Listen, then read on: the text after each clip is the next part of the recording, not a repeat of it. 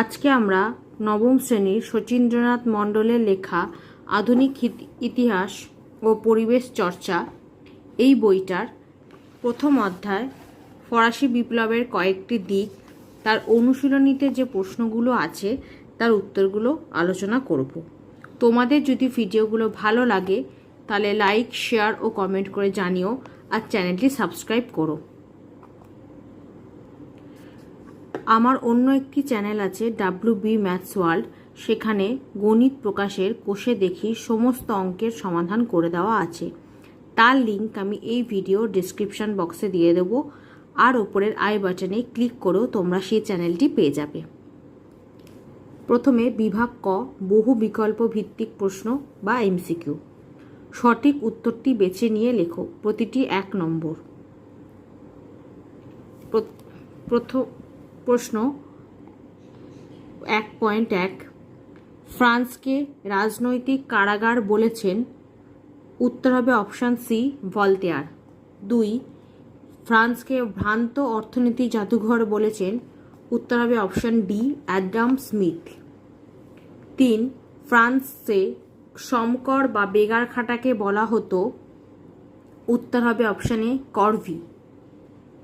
4, পৈসির চুক্তি অনুসারে স্বেচ্ছাকর দিত? উত্তর হবে অপশান বি, যাজকেরা। প্রশ্ন 5, ফ্রান্সে বুর্জোয়া শ্রেণী ছিলেন ড্যাশ এস্টেটের অন্তর্ভুক্ত? উত্তর হবে অপশান সি, তৃতীয়। প্রশ্ন 6, আমি ঈশ্বরের প্রতিনিধি কথাটি কার? উত্তর হবে অপশান সি, সোরস লুই। প্রশ্ন 7, স্পিরিট অফ লজ গ্রন্থটি কার লেখা?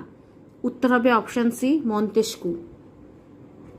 প্রশ্ন 8, মানুষ স্বাধীন সত্তা নিয়ে জন্মায় কিন্তু সর্বত্রই সে শৃঙ্খলে আবদ্ধ, উক্তিটি কার? উত্তর হবে অপশান এ, রুশো। প্রশ্ন 9, ফরাসি বিপ্লবে যেসব দার্শনিকের ভূমিকা ছিল তারা হলেন? Option A, Rousseau, option B, Voltaire. প্রশ্ন 10, ফরাসি বিশ্বকোষের রচয়িতা ছিলেন? উত্তর হবে অপশান বি, দিদেরো। প্রশ্ন 11, জনগণের ইচ্ছায় রাষ্ট্রের উৎপত্তি বলে মন্তব্য করেন? উত্তর হবে অপশান ডি, রুশো। প্রশ্ন 12, কাঁদিদ গ্রন্থটি ড্যাশ রচনা করেন? উত্তর হবে অপশান বি, ভলতেয়ার। প্রশ্ন 13, ফরাসি বিপ্লবের জনক বলা হয় প্রখ্যাত দার্শনিককে? উত্তর হবে এ, রুশো। প্রশ্ন 14, ফরাসি বিপ্লবের জননী বলা হয় ড্যাশ শহরকে? উত্তর হবে অপশান সি, প্যারিস। 15, স্টেট জেনারেলের অধিবেশন আহ্বান করেন? উত্তর হবে অপশান সি, সোরস লুই। 16, বিপ্লবের সন্তান বলা হয় ড্যাশকে? উত্তর হবে অপশান এ, নেপোলিয়ান। 17, ফ্রান্সের উগ্র বামপন্থী দল কোনটি? উত্তর হবে অপশান বি, জ্যাকোবিন দল। প্রশ্ন 18, বাস্তিল দুর্গের পতন? উত্তর হবে অপশান এ, 14 জুলাই 1789। 19, জাতীয় সভা সংবিধান রচনা করে? উত্তর হবে অপশান সি, 1791 খ্রিস্টাব্দে। প্রশ্ন 20, ফরাসি বিপ্লবের সূচনা 1789 খ্রিস্টাব্দে কিন্তু সমাপ্তি ঘটে? উত্তর হবে অপশান ডি, 1799 খ্রিস্টাব্দে। প্রশ্ন 21, ফ্রান্সের কোন রাজা বলেছিলেন আমি নির্দোষ, আমার রক্তে ফ্রান্সের সুখ শান্তি সুনিশ্চিত হোক? উত্তর হবে অপশান ডি, সোরস লুই। প্রশ্ন 22, প্যারুয়া ঘোষণা? উত্তর হবে অপশান সি, 6 জুলাই 1791 খ্রিস্টাব্দ। প্রশ্ন 23, ব্যক্তি ও নাগরিক অধিকার কবে ঘোষিত হয়েছিল? উত্তর হবে অপশান সি, 26 আগস্ট 1789 খ্রিস্টাব্দে। তারপর বিভাগ খ, অতি সংক্ষিপ্ত উত্তরভিত্তিক প্রশ্ন। 2, নিচের প্রশ্নগুলির উত্তর দাও। এ, একটি বাক্যে উত্তর দাও। প্রশ্ন 1, ফরাসি বিপ্লবের 3টি মূল আদর্শ কি কি? ফরাসি বিপ্লবের 3টি মূল আদর্শ হল সাম্য, মৈত্রী ও স্বাধীনতা। 2, ফ্রান্স রাজনৈতিক কারাগার বলেছিলেন কে? ফ্রান্স রাজনৈতিক কারাগার বলেছিলেন ভলতেয়ার। প্রশ্ন 3, লেটার দি কেসেট বলতে কি বোঝো? পেজ নাম্বার 13 এই ষষ্ঠত বলে যে পয়েন্টটা দেওয়া আছে ওটা লিখবো। এখান থেকে লিখবো, দুর্নীতিগ্রস্ত বিচারকরা আসলে বংশানুক্রমিক অভিজাত শ্রেণী। তারা রাজা পঞ্চদশ লুইয়ের রাজত্বকালে 1,50,000 ও রাজা ষোড়শ লুইয়ের শাসনকালে 14,000 রাজকীয় নির্দেশনামা বা লেটার দি কেসেট নামে গ্রেপ্তারি পরোয়ানা প্রয়োগ করে বিনা বিচারে নাগরিকদের কারারুদ্ধ করে রাখত। এখান থেকে এতটা। প্রশ্ন 4, ফ্রান্সকে ভ্রান্ত অর্থনীতি জাদুঘর বলেছেন কে? উত্তর, ফ্রান্সকে ভ্রান্ত অর্থনীতি জাদুঘর বলেছেন অ্যাডাম স্মিথ। প্রশ্ন 5, করভি বলতে কি বোঝো? 13 নম্বর পাতায় একদম শেষে দেখো লেখা আছে করভি বা বেগার খাটা। এটি তারপর পরের পাতা থেকে লিখব শ্রমকর নামেও পরিচিত। তাহলে উত্তর কি হবে? করভি বা বেগার খাটা, এটি শ্রমকর নামেও পরিচিত।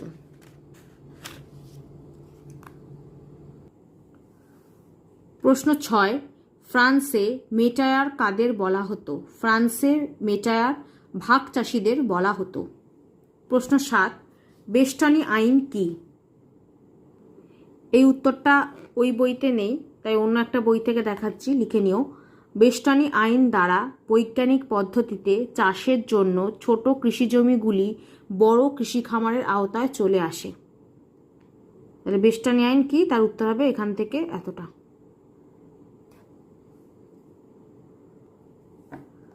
প্রশ্ন 8, ফ্রান্সে বুর্জোয়ারা কোন সম্প্রদায়ভুক্ত ছিলেন? ফ্রান্সে বুর্জোয়ারা তৃতীয় সম্প্রদায়ভুক্ত ছিলেন। প্রশ্ন 9, ঐশ্বরিক রাজতন্ত্রের মূল কথা কি? 15 নম্বর পাতায় এই যে এই লাইনটা লিখব, ঐশ্বরিক রাজতন্ত্রের মূল কথা হলো রাষ্ট্রের প্রধান রাজা হলেন ঈশ্বরের প্রতিনিধি। তাহলে ঐশ্বরিক রাজতন্ত্রের মূল কথা হলো রাষ্ট্রের প্রধান রাজা হলেন ঈশ্বরের প্রতিনিধি। এই লাইনটা লিখে দেব। প্রশ্ন 10, ফরাসি পার্লামেন্টকে কি বলা হতো? ফরাসি পার্লামেন্টকে স্টেট জেনারেল বলা হতো। প্রশ্ন 11, ক্ষমতা স্বতন্ত্রীকরণ নীতি বলতে কি বোঝো? 15 নম্বর পাতায় এই লাইনটা লিখবে, ক্ষমতা স্বতন্ত্রীকরণ আইন বলতে বোঝায় ব্যক্তি স্বাধীনতার সংরক্ষণের জন্য রাষ্ট্রের শাসন, আইন ও বিচার বিভাগকে পৃথক করার দাবি। তাহলে উত্তরটা কি লিখব? ক্ষমতা স্বতন্ত্রীকরণ নীতি বলতে বোঝায় ব্যক্তি স্বাধীনতার সংরক্ষণের জন্য রাষ্ট্রের শাসন, আইন ও বিচার বিভাগকে পৃথক করার দাবি। এখান থেকে এতটা। প্রশ্ন 12, সামাজিক চুক্তি মতবাদের প্রবক্তা কাকে বলা হয়? সামাজিক চুক্তি মতবাদের প্রবক্তা বলা হয় রুশোকে। প্রশ্ন 13, লেসা ফেয়ার নীতি কি? 17 নম্বর পাতায় এটা এখান থেকে লিখব, লেসা ফেয়ার নীতি বলতে বোঝায় সর্বপ্রকার রাষ্ট্রীয় নিয়ন্ত্রণের বিরোধিতা করে অবাধ বাণিজ্যের তত্ত্ব। লেসা ফেয়ার নীতি কি? লেসা ফেয়ার নীতি হলো সর্বপ্রকার রাষ্ট্রীয় নিয়ন্ত্রণের বিরোধিতা করে অবাধ বাণিজ্যের তত্ত্ব। এখান থেকে এতটা। প্রশ্ন 14, প্যারি কমিউন কি? পেজ নাম্বার 19 এর উত্তরটা হবে প্যারিস শহরের শাসনের জন্য প্যারি কমিউন বা পৌরশাসন শুরু হয়। তাহলে প্যারি কমিউন কি? প্যারি কমিউন হলো প্যারিস শহরের শাসনের জন্য পৌর শাসন। প্যারিস শহরের শাসনের জন্য পৌর শাসন। প্রশ্ন 15, জিরন্ডিস্ট ও জ্যাকোবিনদের মধ্যে মূল তফাৎ কি?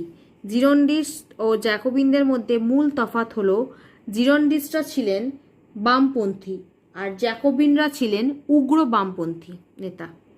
জিরন্ডিস্টরা ছিলেন বামপন্থী নেতা আর জ্যাকোবিনরা ছিলেন উগ্র বামপন্থী নেতা। প্রশ্ন 16, ফরাসি বিপ্লব কবে শুরু হয়েছিল? ফরাসি বিপ্লব শুরু হয়েছিল 1789 খ্রিস্টাব্দে। ফরাসি বিপ্লব শুরু হয়েছিল 1789 খ্রিস্টাব্দে। প্রশ্ন 17, অ্যাসাইনেট কি? এর উত্তরটা এই বইতে নেই, আমি অন্য একটা বই থেকে দেখাচ্ছি, দেখে নাও। রাষ্ট্রায়ত্ত চার্চের সম্পত্তির মূল্যের ভিত্তিতে অ্যাসাইনেট নামে নতুন কাগজের নোট চালু হয়। তাহলে অ্যাসাইনেট কি? তার উত্তর হচ্ছে রাষ্ট্রায়ত্ত চার্চের সম্পত্তির মূল্যের ভিত্তিতে অ্যাসাইনেট নামে নতুন কাগজের নোট চালু হয়। রাষ্ট্রায়ত্ত চার্চের সম্পত্তির মূল্যের ভিত্তিতে যে নতুন কাগজে নোট চালু হয় সেটাই হলো অ্যাসাইনেট। প্রশ্ন 18, রাজা ষোড়শ লুই ও রানী আতোয়ানেতকে কবে গিলোটিনে শিরচ্ছেদ করা হয়েছিল? রাজা ষোড়শ লুই ও রানী আতোয়ানেতকে 1793 খ্রিস্টাব্দের 21শে জানুয়ারি গিলোটিনে শিরচ্ছেদ করা হয়েছিল। তারপরে বি, সত্য বা মিথ্যা নিরূপণ করো। 1, বাস্তিল দুর্গের পতন ঘটে 1889 খ্রিস্টাব্দে, এটা মিথ্যা। 2, ফ্রান্সে কর ব্যবস্থা ভালো হওয়া সত্ত্বেও তৃতীয় সম্প্রদায়ের মানুষ বিদ্রোহী হয়ে ওঠে, এটা মিথ্যা। 3, ফ্রান্সের রাজারা ঐশ্বরিক মতবাদে বিশ্বাসী ছিলেন, এটা সত্য। 4, দার্শনিক মন্তেস্কু ক্ষমতা স্বতন্ত্রীকরণে বিশ্বাসী ছিলেন, এটাও সত্য। তারপরে সি, শূন্যস্থান পূরণ করো। 1, রাজা ষোড়শ লুই ড্যাশ যন্ত্রে প্রাণ হারান, উত্তর হবে গিলোটিন। 2, কোয়েসনে হলেন একজন ড্যাশপন্থী, জ্যাকোবিন পন্থী। 3, টেনিস কোর্টের শপথ নেওয়া হয় ড্যাশ জুন 1789 খ্রিস্টাব্দ, 20 জুন। 4, ড্যাশ হলেন একজন বিখ্যাত জ্যাকোবিন নেতা, উত্তর হবে রোবোস্পিয়ার। তারপর ডি, স্তম্ভ মেলাও। 1, ভলতেয়ার, এটা হবে সি, কাদিদ। 2, রুশো, এটা হবে option D, social contract. 3, Montesquieu, এটা হবে option A, spirit of laws. 4, Diderot, এটা হবে অপশন বি, বিশ্বকোষ। তারপর ই, নিচের বিবৃতির সঠিক ব্যাখ্যাটি নির্ণয় করো। 1, কি দেওয়া আছে বিবৃতি, ফরাসি সম্রাট ষোড়শ লুই স্বৈরাচারী শাসক ছিলেন, এর ব্যাখ্যা হবে এটা, ব্যাখ্যা একটা হবে ঠিক, তিনি জনগণের কথা শুনতেন না।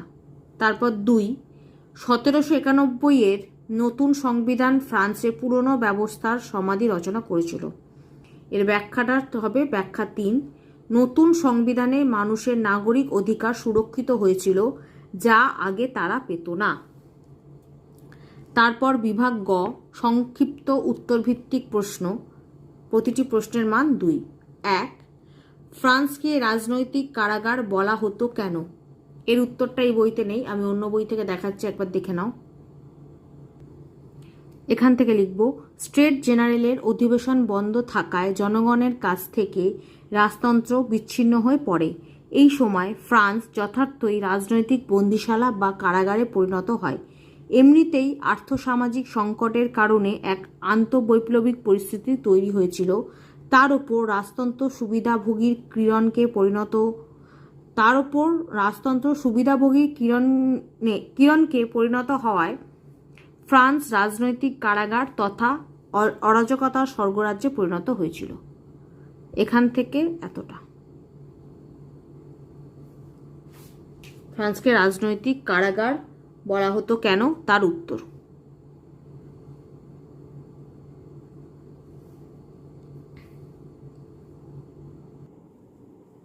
প্রশ্ন 2, ফরাসি বিপ্লবের কয়েকটি উল্লেখযোগ্য দিক তুলে ধরো। 12 নম্বর পাতায়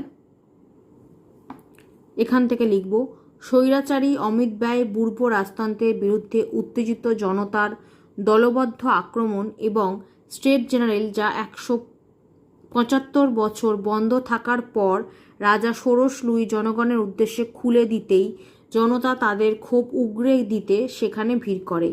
প্যারিসের উত্তেজিত মানুষ ও শহুরে সাতকুল্লথ শ্রেণী স্বৈরাচারের প্রতীক বাস্তিল দুর্গ আক্রমণ করলে ফরাসি বিপ্লব শুরু হয়। তাহলে ফরাসি বিপ্লবের কয়েকটি উল্লেখযোগ্য দিক তুলে ধরো, তার উত্তর হবে এখান থেকে এতটা। প্রশ্ন 3, ফ্রান্সকে ভ্রান্ত অর্থনীতি জাদুঘর বলার 3টি কারণ উল্লেখ করো। 13 নম্বর পাতায় এই যে দেখো, ভ্রান্ত অর্থনীতি জাদুঘর হিসাবে ফ্রান্স, অষ্টম শতকে ফ্রান্স ছিল ভ্রান্ত অর্থনীতি জাদুঘর। এই কথা বলা হতো বিশেষ কয়েকটি কারণে। এখানে 8টা কারণ দেওয়া আছে, তো আমাদের 3টে কারণ চেয়েছে, আমরা এখান থেকে যে কোনো 3টে কারণ লিখে দেবো। 8টা কারণ দেওয়া আছে, যে কোনো 3টে কারণ এর মধ্যে থেকে লিখে দিও।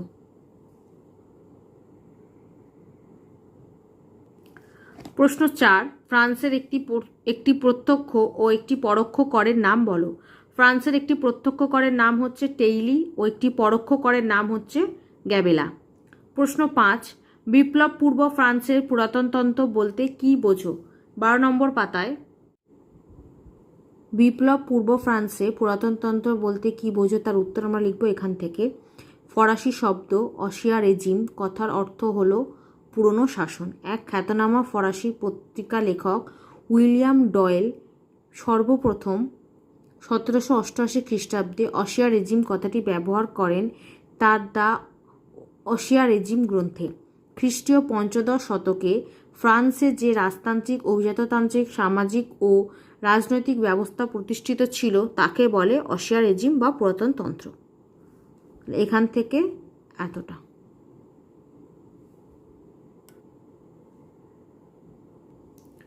প্রশ্ন 6, বিপ্লব পূর্ব ফ্রান্সের সমাজে 3 সম্প্রদায়ের নাম কি কি।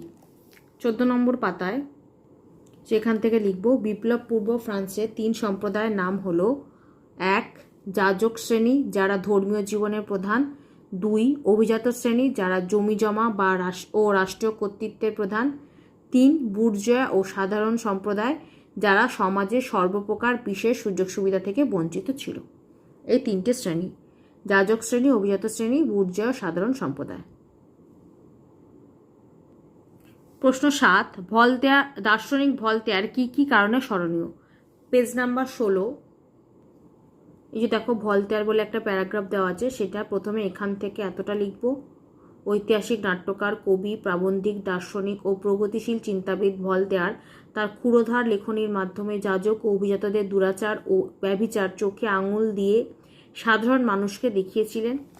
তারপর লিখব এখান থেকে কাঁদিত ও লেয়র ফিলজফিক্যাল ডিকশনারি নামে 2টি গ্রন্থ লিখেছিলেন। জনগণকে বিদ্রোহী করে তুলতে তিনি বেশি সফল।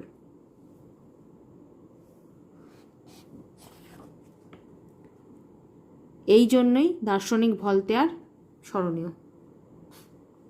তাহলে প্রথমে আমরা লিখব এখান থেকে এতটা। দার্শনিক ভলতেয়ার স্মরণীয় ছিলেন কেন, তার উত্তর প্রথমে হবে এখান থেকে এতটা, তারপর এখান থেকে এতটা। প্রশ্ন 8, দার্শনিক রুশোর লেখা 2টি বই কি কি। Page number 16।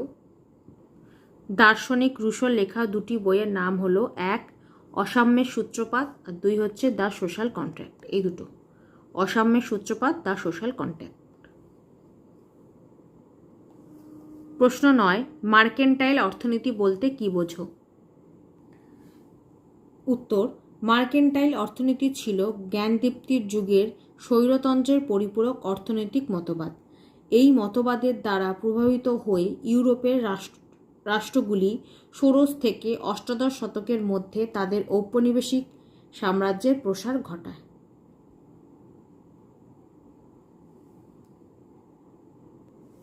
প্রশ্ন 10, ওয়েলথ অফ নেশনস গ্রন্থটি কে কবে রচনা করেন। Page number 17।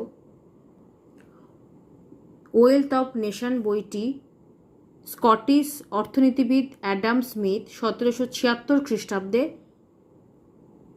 লেখেন বা রচনা করেন। তাহলে ওয়েলথ অফ নেশনস বইটি স্কটিশ অর্থনীতিবিদ অ্যাডাম স্মিথ 1776 খ্রিস্টাব্দে রচনা করেন।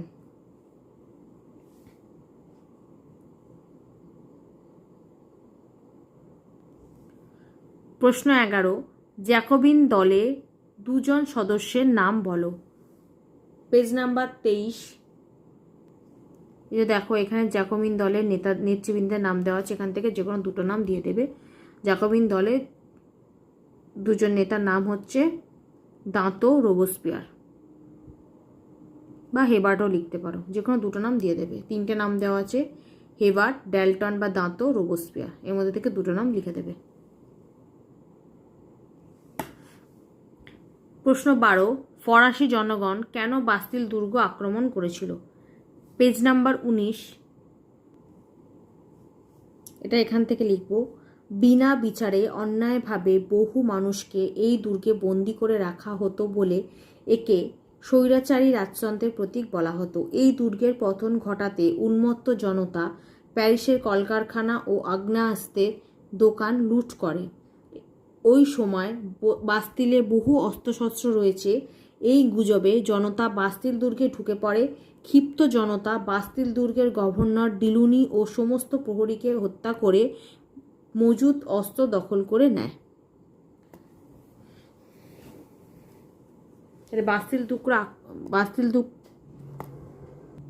তাহলে ফরাসি জনগণ বাস্তিল দুর্গকে কেন আক্রমণ করেছিল, তার উত্তর হবে এখান থেকে এতটা।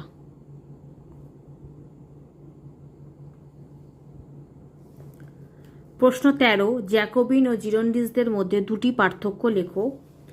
জ্যাকোবিন ও জিরন্ডিসদের মধ্যে 2টি পার্থক্য হলো, 1, জ্যাকোবিনরা ছিলেন উগ্র বামপন্থী আর জিরন্ডিসরা ছিলেন বামপন্থী নেতা। আর 2, জ্যাকোবিনরা গণতন্ত্রের সমর্থক ছিলেন আর জিরন্ডিসরা বিরোধী ও প্রজাতন্ত্রের সমর্থক ছিলেন। তাহলে জ্যাকোবিন ও জিরন্ডিসদের 2টি পার্থক্য হলো, 1, জ্যাকোবিনরা ছিল উগ্র বামপন্থী এবং জিরন্ডিসরা ছিল বামপন্থী নেতা। জ্যাকোবিনরা গণতন্ত্রের সমর্থক ছিলেন আর জিরন্ডিসরা রাজতন্ত্রের বিরোধী ও প্রজাতন্ত্রের সমর্থক ছিলেন। এই দুটো পার্থক্য লিখে দেবে। তারপর প্রশ্ন 14, তৃতীয় শ্রেণীর সঙ্গে স্টেট জেনারেল নিয়ে রাজার দ্বন্দ্বের কারণ কি। 18 নম্বর পাতায় প্রথমে এখান থেকে লিখব, রাজা ষোড়শ লুই স্টেট জেনারেলের অধিবেশন আহ্বান করতে বাধ্য হন মূলত অর্থনৈতিক সংকট মোচনের জন্য। 1789 খ্রিস্টাব্দে জানুয়ারি মাসের নির্বাচন হয়। প্রথমে এখান থেকে এতটা লিখব। তারপর লিখব, নিয়ম ছিল প্রতি সম্প্রদায় একটি করে ভোট দেবে। সেই নিয়মে তৃতীয় শ্রেণীর ভোট একটি আর প্রথম ও দ্বিতীয় শ্রেণীর ভোট 1+1 2টি। কাজেই যাজক ও অভিজাতদের স্বার্থে জাতীয় সভায় তাদেরই জয় দেখেছিলেন তৃতীয় সম্প্রদায়। এই কারণে স্টেট জেনারেল নিয়ে অশান্তি ও বিক্ষোভ দানা বাঁধে। তাহলে প্রথমে লিখব আমরা এখান থেকে এতটা, তারপর লিখব এখান থেকে এতটা।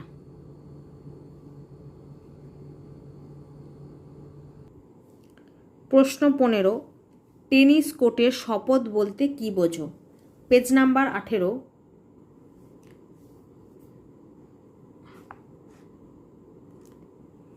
এখান থেকে লিখব, স্টেট জেনারেল বা জাতীয় সভার তৃতীয় এস্টেটের প্রতিনিধিরা টানা 3 দিন সভাকক্ষের দরজা বন্ধ রেখে রাজার উপর ক্ষোভে ফেটে পড়ে। অবশেষে ডক্টর গিলোটিনের পরামর্শে তারা 1789 খ্রিস্টাব্দের 20 জুন সভাকক্ষের পার্শ্ববর্তী টেনিস খেলার মাঠে সমবেতভাবে শপথ নেন, যতদিন না ফ্রান্সের জন্য নতুন সংবিধান রচিত হচ্ছে ও যাজক অভিজাতদের বিশেষ অধিকার খর্ব করা হচ্ছে, ততদিন তারা আন্দোলন চালিয়ে যাবে এবং জনমত গঠনের জন্য নানা স্থানে সভা সমিতিও করবে। মিরাবো ও অ্যাবেসিয়েস এর নেতৃত্ব দেন। এটি টেনিস কোর্টের শপথ নামে পরিচিত। এখান থেকে এতটা।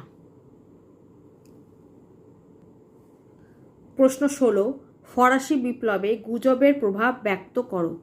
Page number 26। এই যে দেখো, জনচেতনায় গুজবের প্রভাব, এখান থেকে এতটা লিখে দেবে। 5টা পয়েন্ট আছে, 1, 2, 3, 4, 5 এই 5টা পয়েন্টই লিখে দেবে। এখান থেকে এতটা। প্রশ্ন 17, ফ্রান্সের জ্যাকোবিন শাসনের প্রকৃতি কী ছিল? এই উত্তরটা অন্য একটা বই থেকে দেখাচ্ছি, লিখে নিও। জ্যাকোবিনরা সর্বহারা শ্রেণীর স্বার্থ রক্ষার জন্য রাজতন্ত্রকে নির্মূল করতে চেয়েছিলেন। তারপর লিখবে, জ্যাকোবিনরা নিম্নবিত্ত তথা পাতি বুর্জোয়া, কারিগর, ছোট দোকানদার, কৃষক ও সাতকুল্যদের নিয়ে ভাবত। সমাজতন্ত্রই তাদের লক্ষ্য ছিল। প্রথমে এই লাইনটা লিখবে,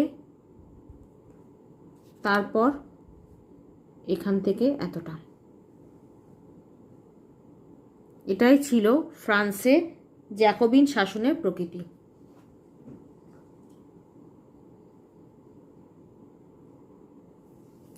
তারপর বিভাগ ঘ, নিচের প্রশ্নগুলির উত্তর দাও। প্রতিটি প্রশ্নের মান 4। প্রশ্ন 1, ফ্রান্সকে রাজনৈতিক কারাগার বলার কারণ আলোচনা করো। 12 নম্বর পাতায় এখান থেকে লিখব, ফ্রান্স যে রাজনৈতিক কারাগারে পরিণত হয়েছিল তার কারণগুলি হলো বলে দেখো 1, 2, তারপর পরের পাতায় 3, 4, 5, 6 এই 6টা কারণ দেওয়া আছে। এই 6টা কারণই লিখে দেবে, এত অবধি লিখবে। 12 নম্বর পাতায় এখান থেকে শুরু করে 13 নম্বর পাতার এত অবধি লিখে দেবে। প্রশ্ন 2, ফ্রান্সকে ভ্রান্ত অর্থনীতি জাদুঘর বলার কারণগুলি বিব্রত করো। পেজ নাম্বার 13, এই যে ভ্রান্ত অর্থনীতি জাদুঘর হিসাবে ফ্রান্স, এই পুরো প্যারাটা লিখতে হবে। এখান থেকে এতটা, এখান থেকে এতটা। 8টা পয়েন্ট আছে, 8টা পয়েন্টই লিখবে। 1, 2, 3, 4, 5, 6, 7, 8 এই পুরোটা লিখে দেবে। প্রশ্ন 3, ফ্রান্সে বিপ্লব পূর্ব কর ব্যবস্থার পরিচয় দাও। পেজ নাম্বার 13, এই যে দেখো কর ব্যবস্থা সংক্ষিপ্ত পরিচয় বলে যে প্যারাটা আছে সেটা লিখে দেবো। এখান থেকে লেখা শুরু করব। পেজ নাম্বার 13 এখান থেকে শুরু করে পেজ নাম্বার 14 এত অবধি লিখে দেবো। ঠিক আছে, পেজ নাম্বার 13 এখান থেকে শুরু করে পেজ নাম্বার 14 এত অবধি লিখে দেবো। প্রশ্ন 4, ফ্রান্সের দৈব রাজতন্ত্রের ধারণা বিবৃত করো। পেজ নাম্বার 15 এই যে দৈব রাজতন্ত্রের ধারণা, এই পুরো প্যারাটা লিখব। এখান থেকে এতটা, এখান থেকে এতটা, এই মূল কথাগুলো লিখে দেবে।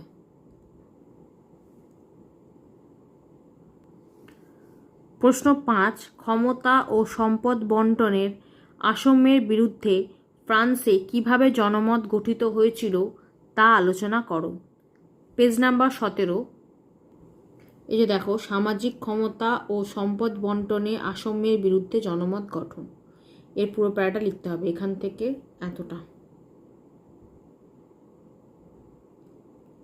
এখান থেকে এতটা। প্রশ্ন 6, পুরনো অর্থনৈতিক ব্যবস্থার বিরুদ্ধে দার্শনিকদের সমালোচনামূলক অভিমত ব্যক্ত করো। এর উত্তর আমরা এখান থেকে লিখব।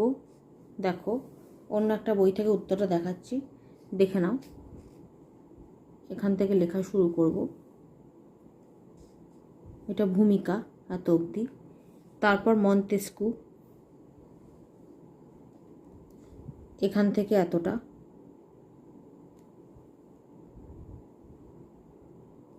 তারপর ভলতেয়ার, এখান থেকে এতটা, তারপর হচ্ছে রুশো, এখান থেকে এতটা, এতটা।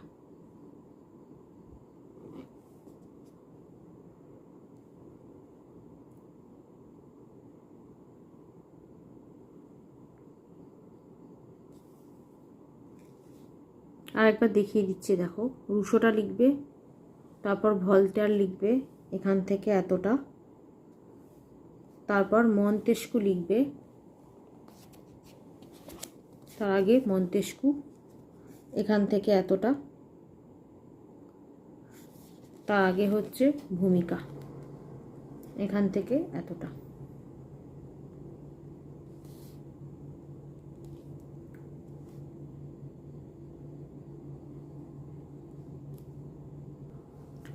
প্রশ্ন 7, অভিজাতদের রাজার বিরুদ্ধে বিদ্রোহের কারণ আলোচনা করো।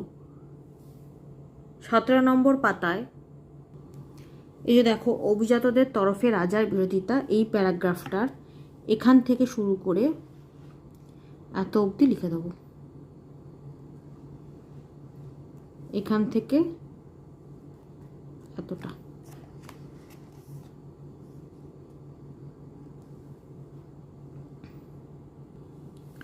প্রশ্ন 8, অভিজাত বিদ্রোহের ফলাফল বর্ণনা করো।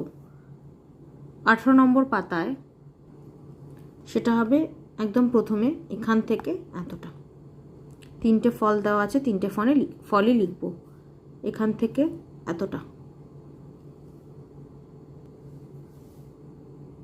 প্রশ্ন 10, জ্যাকোবিন ও জিরন্ডিসদের দ্বন্দ্বের কারণ ও পরিণাম ব্যক্ত করো। এর উত্তরটা এই বইতে নেই, অন্য একটা বই থেকে দেখাচ্ছি, একটু দেখে লিখে নিও। জ্যাকোবিন ও জিরন্ডিসদের মধ্যে দ্বন্দ্বের কারণ হচ্ছে এখান থেকে এতটা, দ্বন্দ্বের কারণ এখান থেকে এতটা লিখব। তারপর দ্বন্দ্বের পরিণাম সেটা আমরা লিখব এখান থেকে শুরু করে পরের পাতার এত অবধি। ঠিক আছে?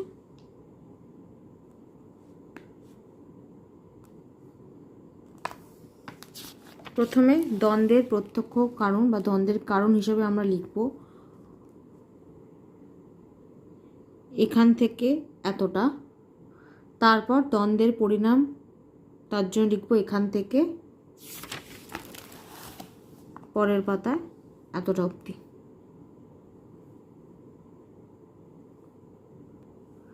প্রশ্ন 11, বাস্তিল দুর্গের পতনের সুদূর প্রসারী প্রভাব আলোচনা করো।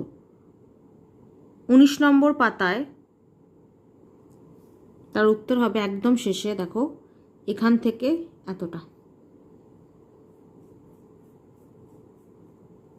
এখান থেকে এতটা, 19 নম্বর পাতার একদম শেষে এখান থেকে এতটা।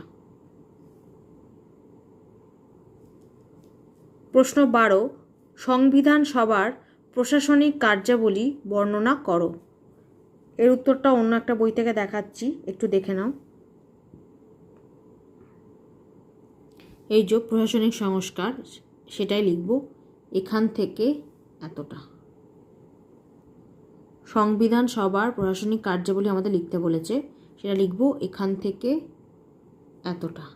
8টা পয়েন্ট আছে, 8টা পয়েন্টই লিখব, 1 2 3 4 5 6 7 8, এখান থেকে এতটা। একবার দেখে নাও।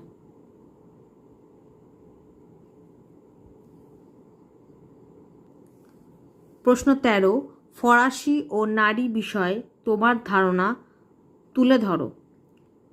25 নম্বর পাতায় দেখো শেষের দিকে ঐতিহাসিকরা এখান থেকে শুরু করে পরের পাতার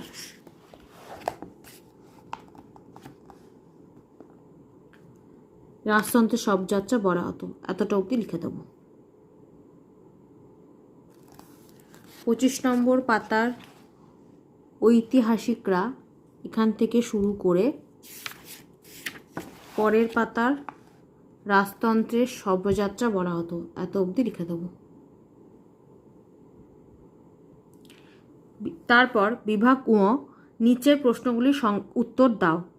প্রতিটি প্রশ্নের মান 8 বা 5+3 নম্বর। প্রশ্ন 1, ফ্রান্সের পুরাতন ব্যবস্থা বলতে কি বোঝো?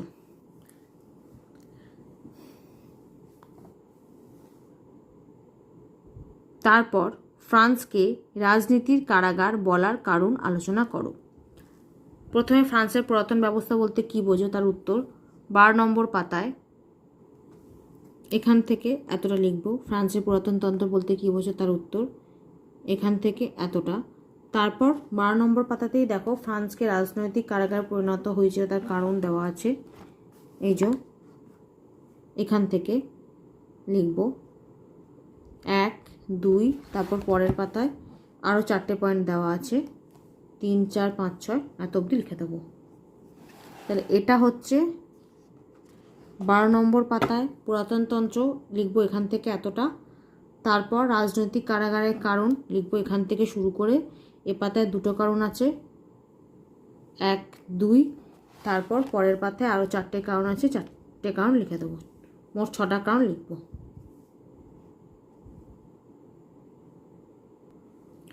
প্রশ্ন 2, ফ্রান্সের 3টি প্রত্যক্ষ কর কি কি? ফ্রান্সের কর ব্যবস্থার সংক্ষিপ্ত পরিচয় দাও। 13 নম্বর পাতায় ফ্রান্সের 3টি প্রত্যক্ষ কর হলো টেইলি বা সম্পত্তি কর, 2 ভিন্টিয়েমে বা ব্যবসা ও জমি থেকে অর্জিত আয়কর, 3 ক্যাপিটেশন বা উৎপাদন কর। তাহলে ফ্রান্সের 3টি প্রত্যক্ষ করের নাম হচ্ছে টেইলি, ভিন্টিয়েমে, ক্যাপিটেশন। এখান থেকে এতটা লিখব। তারপর ফ্রান্সের কর ব্যবস্থার সংক্ষিপ্ত পরিচয় তার উত্তর লিখব আমরা এখান থেকে শুরু করে পরের পাতার এত অবধি।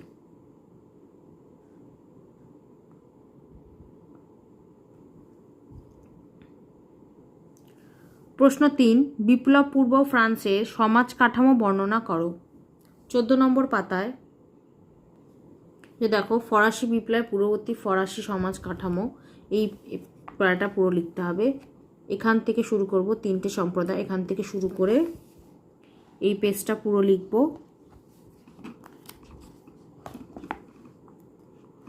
তারপর 15 নম্বর পাতা এত অবধি। 14 নম্বর পাতায় 3টে সম্প্রদায় থেকে শুরু করে 15 নম্বর পাতার এত অবধি লিখে দেবো।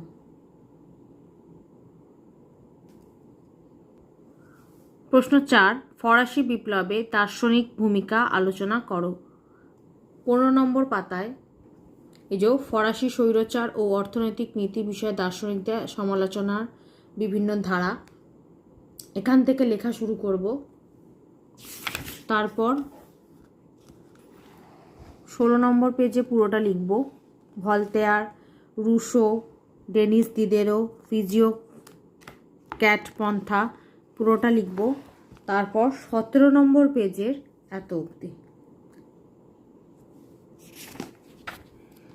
15 নম্বর পেজের এখান থেকে শুরু করব 16, তারপর 16 নম্বর পেজটা পুরোটা লিখব। তারপর 17 নম্বর পেজের এত অবধি লিখে দেব। প্রশ্ন 5, সংবিধান সভার কার্যাবলী আলোচনা করো। এর উত্তরটা অন্য একটা বই থেকে দেখাচ্ছি, একটু দেখে লিখে নিও। সংবিধান সভার কার্যাবলী এখান থেকে লেখা শুরু করব।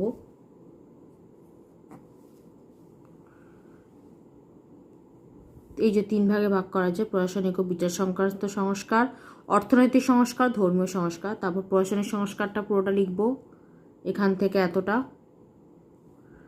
তারপর বিচার সংক্রান্ত সংস্কার এখান থেকে এতটা। তারপর অর্থনৈতিক সংস্কার এখান থেকে এতটা। তারপর ধর্মীয় সংস্কার এতটা অবধি লিখে দেবো। সংবিধান সভার কার্যাবলী আরেকবার দেখে নাও। সংবিধান সভার কার্যাবলী এখান থেকে শুরু করব। প্রথমে 3টে ভাগ লিখে দেব। তারপর প্রশাসনিক সংস্কার লিখব এখান থেকে এতটা। বিচার সংক্রান্ত সংস্কার লিখব এখান থেকে এতটা।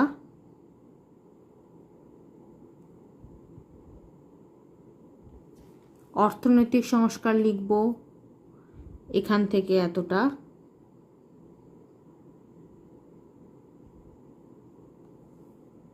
তারপর ধর্মীয় সংস্কার লিখব এখান থেকে এতটা।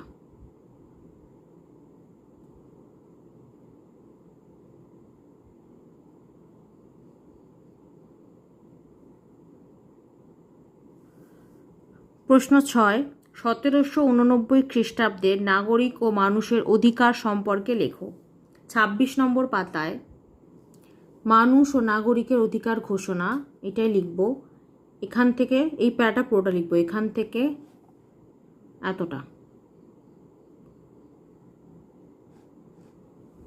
এখান থেকে এতটা, পুরোটা লিখে দেবে। প্রশ্ন 7, ফরাসি আদর্শের বৃহত্তর প্রভাব বর্ণনা করো। 26 নম্বর পাতায় এই যে দেখো, ফরাসি বিপ্লবের আদর্শের বৃহত্তর প্রভাব, এখান থেকে লেখা শুরু করব। ফ্রান্সের প্রভাব এখান থেকে লিখব। তারপর 27 নম্বর পাতায় এত অবধি হচ্ছিল ফ্রান্সের প্রভাব লিখব। তারপর ইউরোপের প্রভাব লেখা শুরু করব এখান থেকে।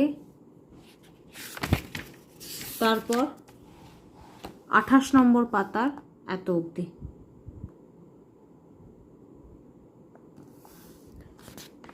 26 নম্বর পাতার এখান থেকে লেখা শুরু করব ফ্রান্সের প্রভাব। তারপর 27 নম্বর পাতাটা পুরো লিখব এত অবধি লিখে, তারপর ইউরোপের প্রভাব শুরু করব।